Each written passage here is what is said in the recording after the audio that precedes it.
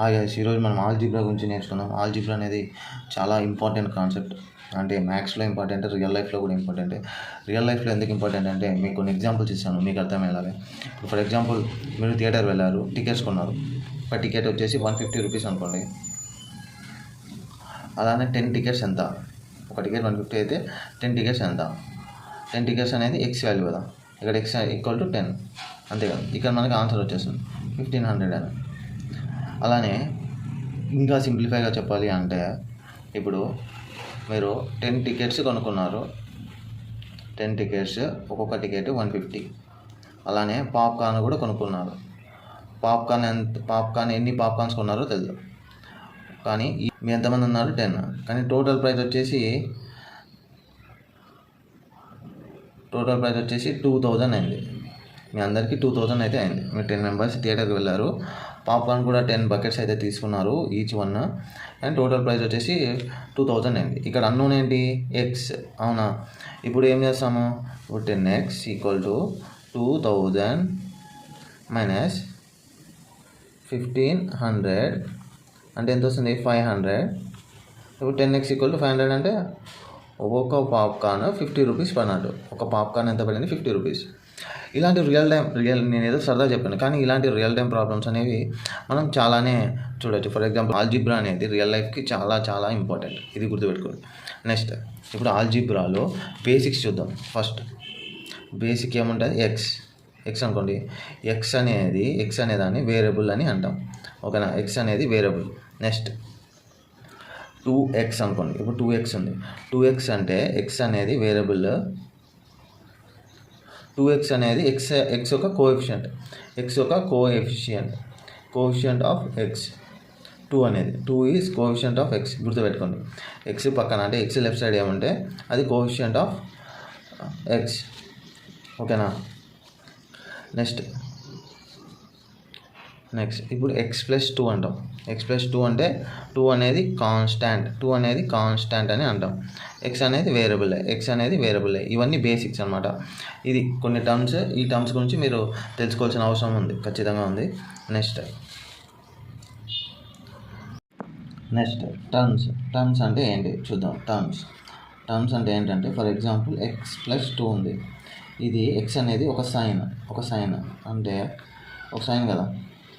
X కానీ minus కానీ ఒక సైన్. ఇది ఈ 2 టర్మ్స్ని డివైడ్ చేస్తుంది. అంటే ఎక్స్ డిఫరెంటే, 2 డిఫరెంటే. సో ఎక్స్ డిఫరెంటే, 2 డిఫరెంటే. సో ఈ రెండింటిని మనం టర్మ్స్ అంటాం. ఎక్స్ అనేది 1 టర్మ్, 2 అనేది కూడా 1 టర్మ్, ఓకేనా? మరి కన్ఫ్యూజ్ కావాలండి, 2 ఇంటూ ఎక్స్ ఉంటే ఎలా అని. 2 ఇంటూ ఎక్స్ ఉంటే 2x. ఇదంతా సింగిల్ టర్మ్ అని అంటాం, ఎందుకంటే ఈ రెండు కంబైన్ అవుతాయి వెంటనే. మనకి ఎక్స్ వాల్యూ తెలియకపోయినా కూడా ఈ రెండు మనం కంబైన్ చేయొచ్చు. సో 2x అనేది సింగిల్ టర్మ్ అయిపోతుంది, ఓకేనా? ప్లస్ కానీ మైనస్ కానీ మస్ట్ డివైడ్ అయి ఉండాలి.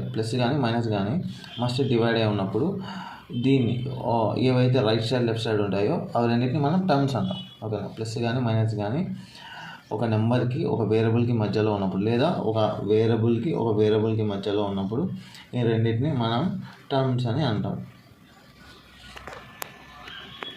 ఫర్ ఎగ్జాంపుల్, మీకు డౌట్ రావచ్చు, ఒకవేళ 2 వేరియబుల్స్ మల్టిప్లై చేస్తే అది ఎలా సార్? 2 వేరియబుల్స్ మల్టిప్లై చేసినా కూడా ఇక్కడ ప్లస్ సైన్ ఉంటానే దాన్ని టర్మ్స్గా డివైడ్ చేస్తాం. లేదంటే ఇదంతా సింగిల్ టర్మ్ అవుతుంది. xy అనేది సింగిల్ టర్మ్, ఓకేనా? ఖచ్చితంగా ప్లస్ మిడిల్లో ప్లస్ కానీ మైనస్ సైన్ కానీ ఉన్నప్పుడే ఇవి 2 డిఫరెంట్ టర్మ్స్ అనేవి అవుతాయి. ఇదొక వన్ టర్మ్ అవుతుంది, ఓకేనా? నెక్స్ట్ వచ్చేసి టర్మ్స్ అయిపోయిన తర్వాత ఇప్పుడు ఇది కొంచెం అడ్వాన్స్కి పోతే ఎక్స్ప్రెషన్స్ అంటాం. ఎక్స్ప్రెషన్స్ అంటే ఎనీథింగ్. ఎక్స్ అనేది కూడా ఒక ఎక్స్ప్రెషనే. సింగిల్ వై ఉన్నా కూడా ఎక్స్ప్రెషనే. x+2 ఇది ఒక ఎక్స్ప్రెషనే. y+2 ఇది కూడా ఎక్స్ప్రెషనే. అంటే ఇలా ఉంటే x+2 కానీ y+2 కానీ విత్ వేరియబుల్ ఉంటే దాన్ని మనం ఎక్స్ప్రెషన్ అంటాం, గుర్తుపెట్టుకోండి. విత్ వేరియబుల్ ఉంటే దాన్ని ఎక్స్ప్రెషన్ అని అంటాం.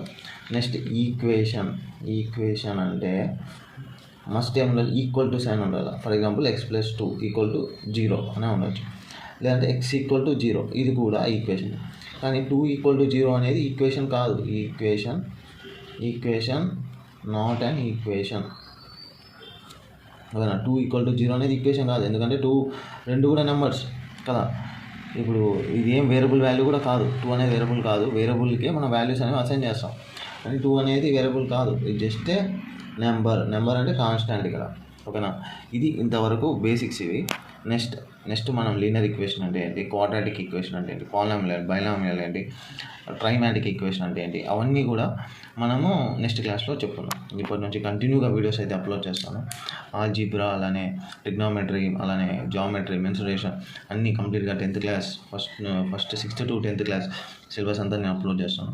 సో మీరు సబ్స్క్రైబ్ చేసుకోండి, మీ కాన్సెప్ట్ అనేది చాలా బాగా నేర్పిస్తాను. Thank you.